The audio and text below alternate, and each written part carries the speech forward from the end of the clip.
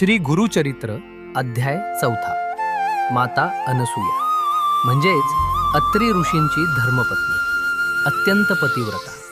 तिच्या सत्वानं, तिच्या तपशक्तीनं देवांनाही चिंता वाटू लागली. इंद्र म्हणाला, अनसूयेच्या पतिव्रतेसमोर सूर्यही नतमस्तक होतो. तिच्या पुण्याईची भीती आम्हाला सतत वाटते.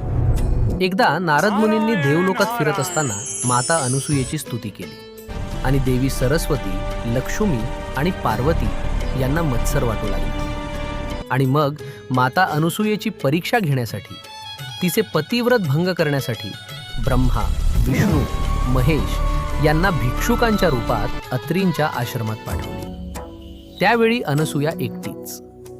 अतिथींचं स्वागत केल्यानंतर त्यांनी एक विचित्र मागणी केली. आम्ही तुझ्याकडून भिक्षा घेऊ, पण तू निर्वस्त्र होऊन वाढवलंस तरच.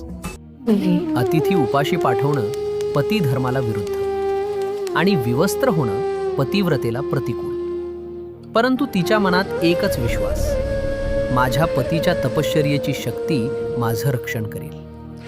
अनसूयेनं होकार दिला आणि स्वयंपाकगृहात जाऊन तिनं संकल्प केला. माझ्या पतीची तपशक्ती महान असेल तर हे त्रिदेव लहान बालक होतील.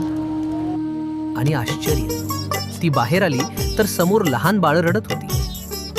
अनसूयेच्या उरात मातृत्व उचंबरून आलं. तिनं त्यांना स्तनपान दिलं, झोपवलं.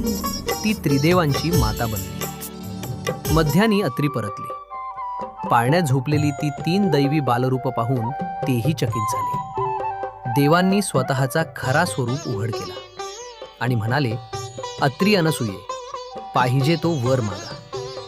अत्री म्हणाले, तुम्ही बालरूपाने माझ्या घरी आला आहात, तर माझे पुत्र म्हणूनच येथे राहा. देवांनी तथास्तु म्हटलं. अनसूयेनं 3 बालकांची नावं ठेवली. ब्रह्माचा चंद्र, महेशाचा दुर्वास आणि विष्णूचा दत्त. काळ लोटला. दुर्वास तप साधनेसाठी निघाला. चंद्र आकाशात स्थिर झाला आणि दत्त मातेसमोर उभा राहिला. आणि त्या क्षणी त्रिदेवांचा एकात्म प्रकाश दत्तात्रेय रूपात प्रकट झाला. याच दत्तात्रेय महाराजांपासून सुरू होते आपली अखंड गुरु परंपरा. अशाच प्रकारचे दत्त